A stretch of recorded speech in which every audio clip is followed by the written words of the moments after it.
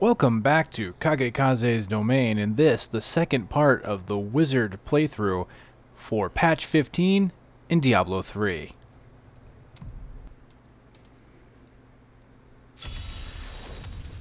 Alright, looks like we were dropped off in the cellar from last time, so we're going to be right by the gate and be able to head right out, start slaying some demons, and get to level 6 right away.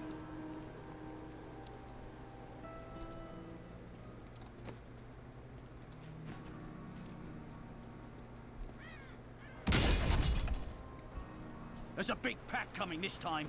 Stand your ground. I don't have enough arcane That's power. the last of them. The bridge is clear. A little bit of loading for the initial game here. It's the downside of starting at the character select screen as opposed to coming into game first and getting it warmed up.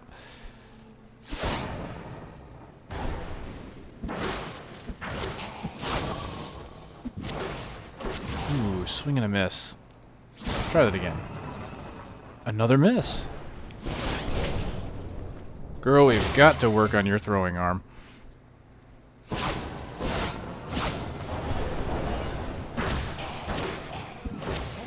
If my old masters could see me now. Oh, that gives me a bit more power. Alright, so I now have a rune for Magic Missile. Charge Blast. Increases the damage of Magic Missile to 143% weapon damage as Arcane. So, a straight up buff. I don't have the numbers in front of me, unfortunately, to say if that was buffed from the last version of it. I imagine it was just a bit because Magic Missile was brought up from 100 to 110. But a very useful rune. Need more time. Obviously, I can't use it right now, but so I can just stand here and swing my dagger all day and not do anything. Oh, there we go. It looks like a sparkler. It's kind of pretty. It's purple and yellow, and it's... Okay. I'll stop. But 100 and... what was it, 43? Yeah, 143 weapon damage on an ability that I can use for free is... no small amount, that's for sure.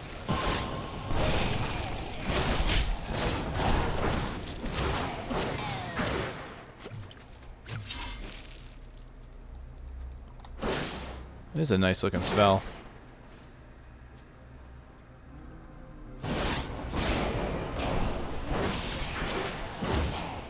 You know, you look at how destructive this arcane orb is, and you can kind of tell why they wanted to nerf it a little bit, because even now it's still really nice. Can tear through a group pretty quickly with 2 or 3 casts.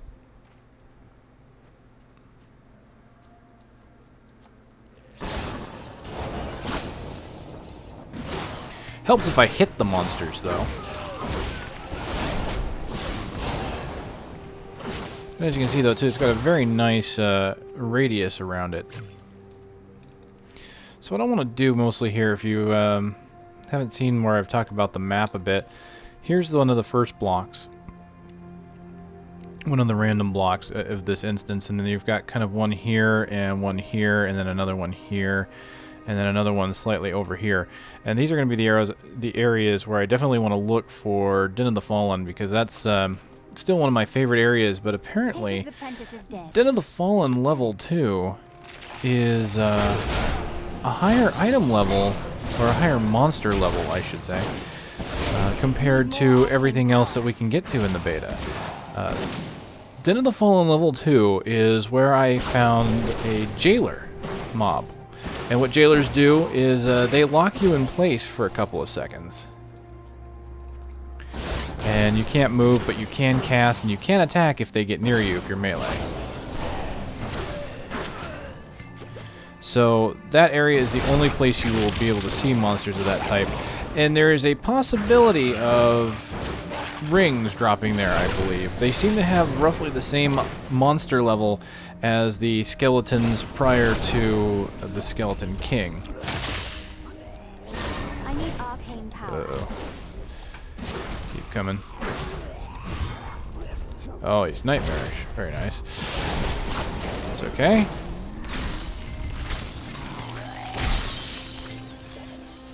And I just used his minions to kill him. That's one advantage of fighting Abomination packs. They can kill each other. There we go. Now, another feature that was pointed out to me, and I apologize that I don't have your name in front of me, I'll give you credit in my video description here, though, is that I've been looking at items the wrong way this whole time. Now, I can go in here and look at what I've got. Armor compared for here, example 3 to 4. Then I've got this superior shield, which is better armor, but it doesn't have the the property of magic find. There's an easier way of going about this, apparently. While the items are still on the ground, I'll just kind of put everything down here. Apparently you can hold down control, and there you go.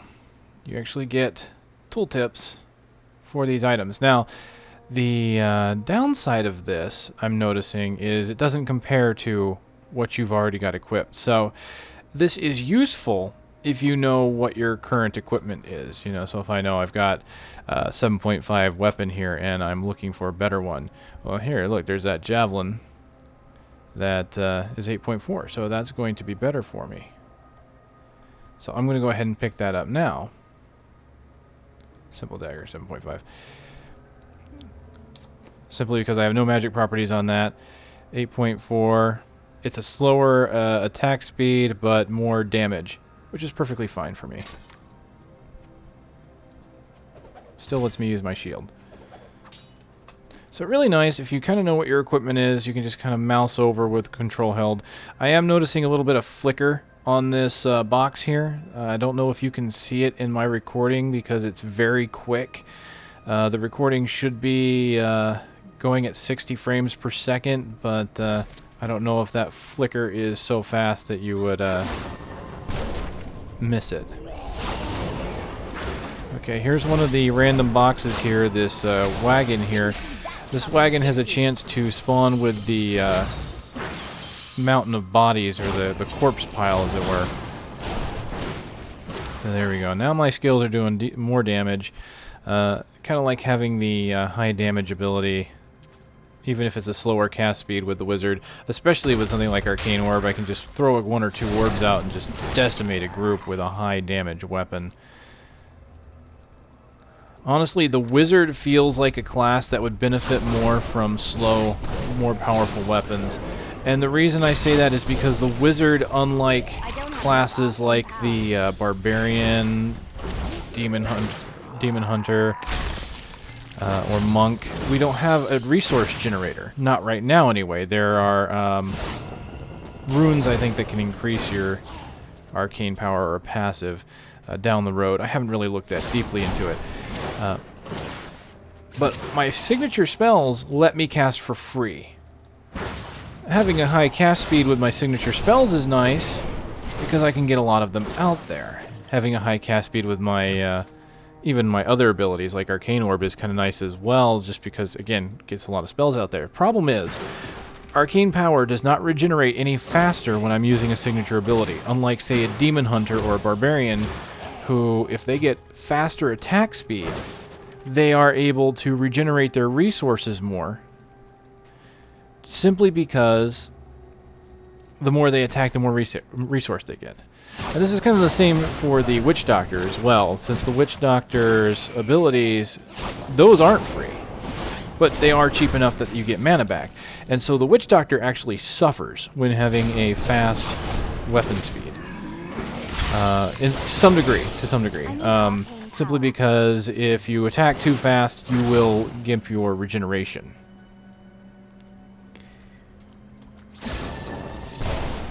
There's obviously a balancing act. You can make a build that fast attack speeds will work with.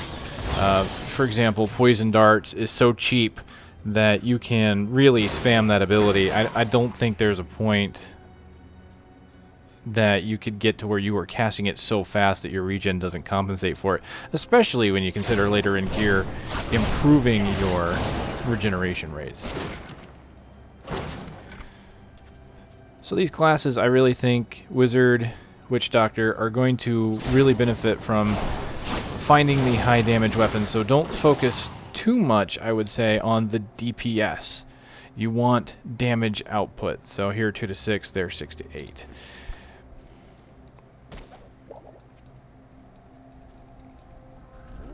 But again, that's the beauty of this game. The versatility of Diablo 3 is that you can honestly make a build to suit whatever playstyle you want. If you want a wizard that attacks fast, by all means, go for it. Maybe you want to make a build that goes around your signature spells, or for example, one of the abilities I don't have yet is Spectral Blade. Really nice ability. It's kind of a close-in melee ability. Recently buffed, so I'm looking forward to getting it. Before, I honestly thought it was not that useful. I thought it was a cool looking spell, had some neat mechanics to it, but not any more useful than, say, Magic Missile here.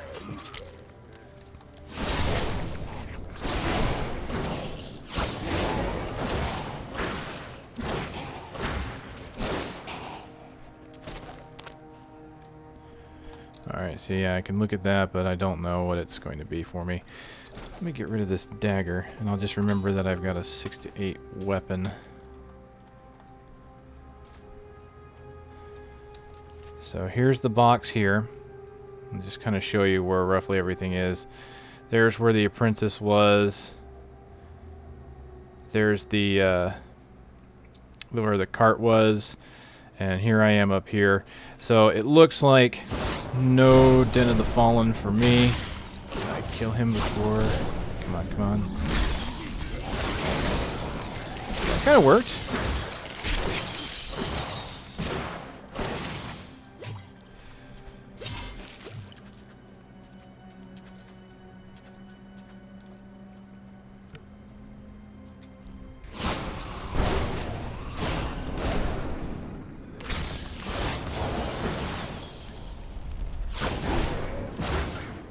So what I find kind of works a bit is alternating your spells. Instead of just out and out spamming your, like in this case, my orb, which I could do, but if I just kind of weave in a signature spell between casts, it'll allow me to kind of have my spells ready more frequently. 'Cause, as you see here, the Arcane Power, it doesn't go up, it stays at 100. The regen does not go up, and the regen was nerfed recently. Just kind of show off here, it's 10 per second. It used to be 12.5, so a loss of 2.5 regeneration in a second is a big deal. That's, you know, 1 or 2 additional casts based on what spells you use.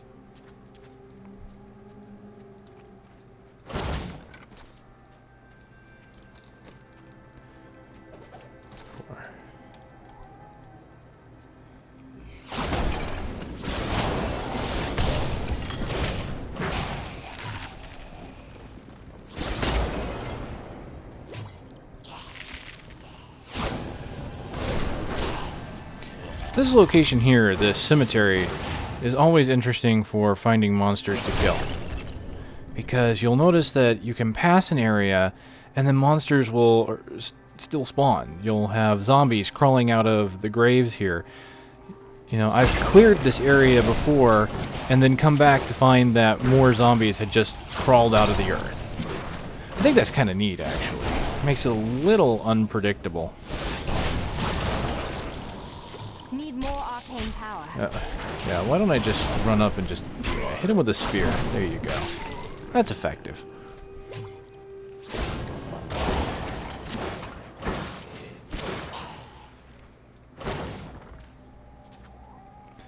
And now that I've got this rune for my magic missile,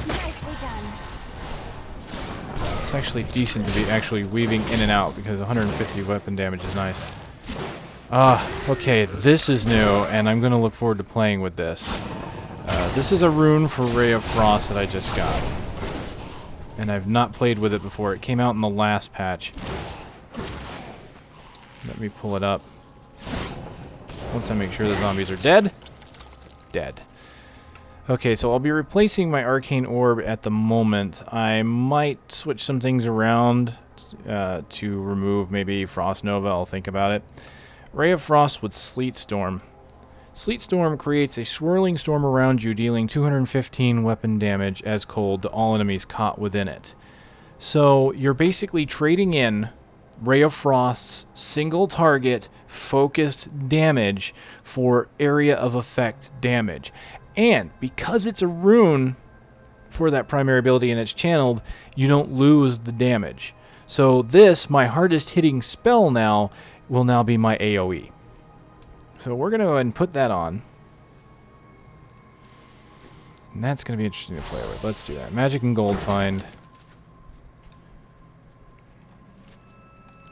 The downside to using this, of course. Ooh, hold on. Is you kind of have to get up close. So I'm going to do that, and I'm going to do that now. As you can see, it's a decent damaging ability, and I'm able to hit everything around me. I do like that. It's just that I have to really... Here's what's going to really help me is to kind of freeze everything around me, and you'll notice those two zombies were just out of range, so that didn't help me too much. So this is... It's really cool looking, honestly. I like that. Short range, though. I don't have enough arcane that's power. about the range, I'd say, of Arcane Nova, or Arcane Orb, sorry. Look how quickly it kills these little monsters, though. It's keeping the slow and snare. And what I'm noticing here, and I want to put that forward, I think, in a bug report. Another viewer again pointed out some issues with Ray of Frost. Ray of Frost lost its ability to slow attack speed for monsters. It only slows movement speed now. However, you will notice when I use my Ray of Frost here, or Sleet Storm as it were, you'll see how it says attack slowed. So it's still showing a floating combat text of the attack being slowed, but it's really not slowing the attack, it's only slowing their movement. And what I really think happened here is they probably just changed the attack speed value to 0. And so therefore the game is still reporting that there's an attack speed slow, but the slow is really only 0%, ergo no actual slow. But because it's still flagged as doing it, you will see it being reported. Issues with programming, it happens. It's little bugs like that that can sneak in when you change values around. This is really neat. I am liking this ability as it is.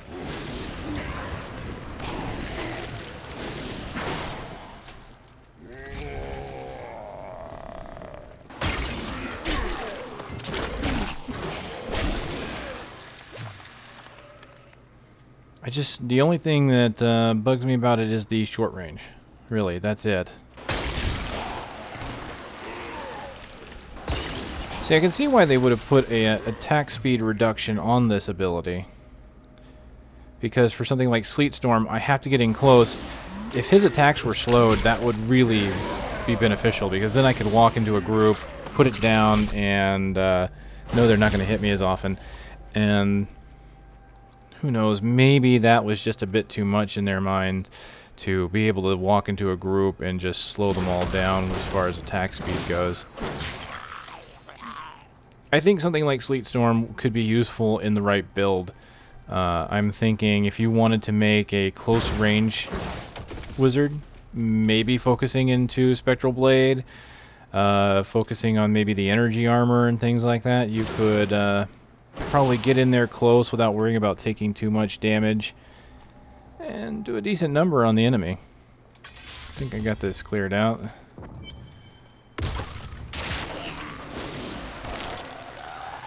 It's just a lot of damage, and I can hit multiple enemies with it now. I like it.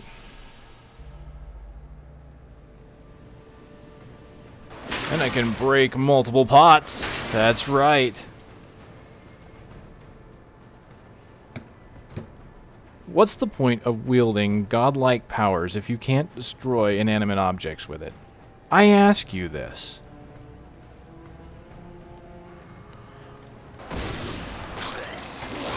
Alright, now I'm going to actually start killing some stuff with the environment because I want to see what drops.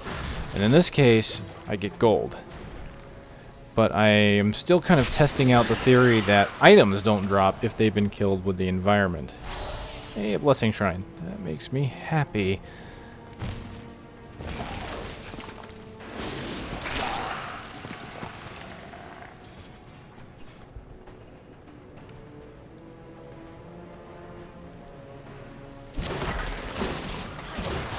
Now, I did put a post on the Blizzard official forums regarding the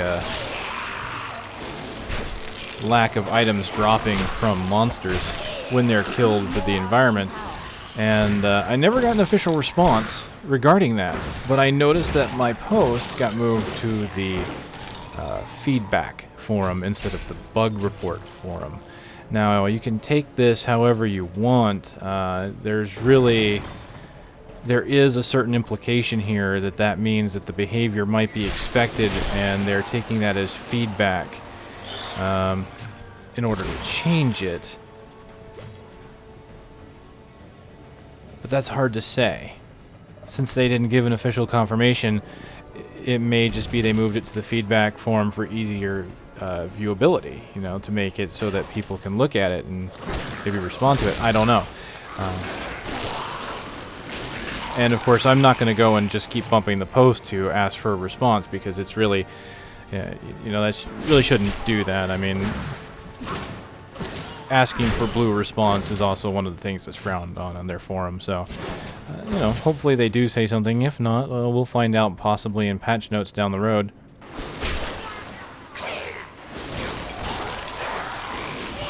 Oh, this is really nice for when they start jumping out of the ground at me like that. Look at that. I am so happy with this ability, actually. I was thinking about going back to Arcane Power, but I'm not taking a lot of damage in melee right now. Alright, let me put on this helm. I got a 27... wall's in the way. Sorry. Here we go. So you can see it kind of goes right on their forehead there. You kind of lose the bangs a bit. I actually like the look better without it, but that's just me. I could always use Vanishing Die in the future. Okay, so what have I got here? A two-hand, which is way less than what mine currently does. And neither of these have experience, so I'll just keep using what I've got.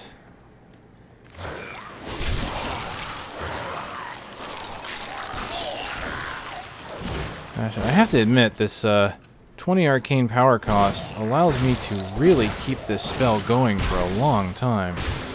And there was kind of one of the drawbacks to it. Enemy able to get close, and these guys have knockback. I cannot channel if I'm getting knocked back.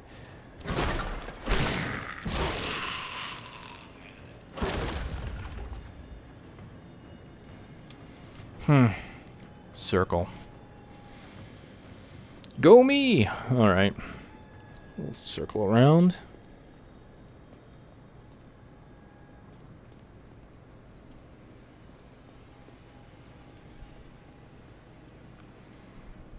So...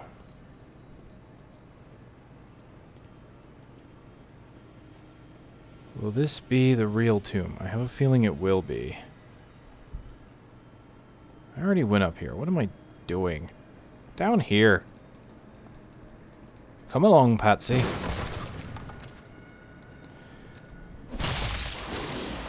Oh, I'm only hitting one. That's not good. Teleporters, huh?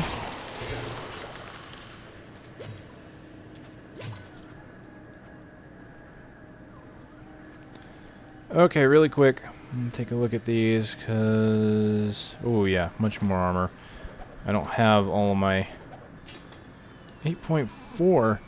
Here you go. 4 to 8. Faster attack speed, same DPS. And see, here's what I'm talking about. You notice I have two weapons, same DPS. Rather important that I look now at the breakdown here. This sword will let me cast faster, but I lose minimum damage. You notice it's 4 compared to 6. So I will not be using that. I want the higher damage abilities. And my bracers are adventuring bracers. Keep those.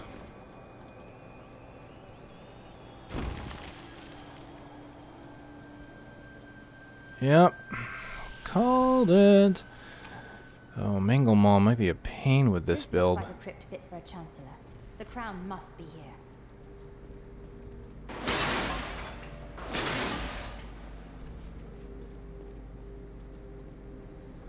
Oh, there's no gold on the ground. That's a first. Alright, you.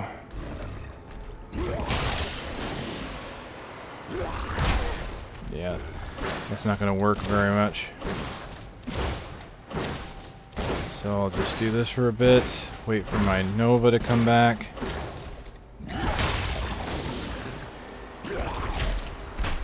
Ah, no knockback on those, huh? Ha, gotcha.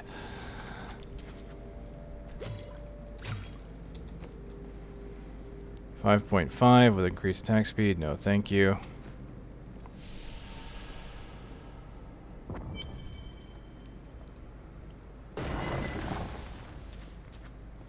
It's really interesting to see an ability with the damage capabilities of a single target spell being used as an AoE.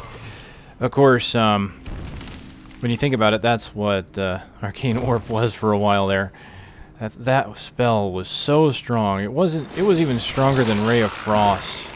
There was no spell in beta stronger than Arcane Orb. It was crazy. You really had no reason to use anything else. Alright, you're not getting away. There.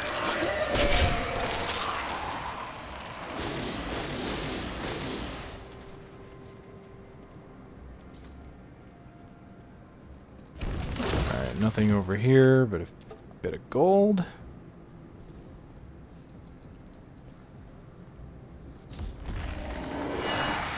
No, I will not allow you to bring that monster Leoric back to this world.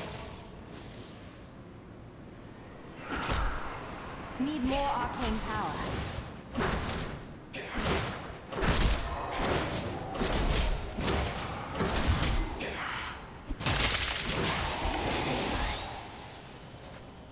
And there we have it. Just had to throw a potion out there. Yes, I learn from my mistakes. I try to anyway. Moving on. Yeah, as you can see there, though, this ability really is not well suited for boss type monsters, especially with the build I have right now. I have nothing really defensive other than Frost Nova, and I just like breaking tombstones. I'm sorry, I can't help it. Okay.